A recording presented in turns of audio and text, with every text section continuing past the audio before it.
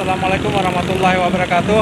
Hari ini tepat jam 10 tadi pagi kami kedatangan kiriman asap, di mana kabut asap yang datang pada jam 10 pagi tadi cukup pekat di Kota Losmawe. Kita lihat ini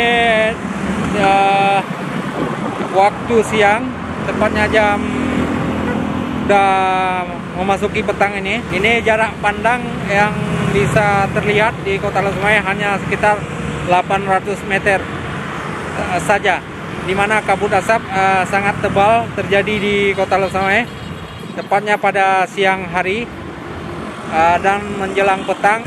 Mendung dan matahari memerah yang ada di Kota Losmawe, Aceh pada siang hari ini. Berikut kita ikuti selusuri jalan-jalan yang ada di Kota Losmawe.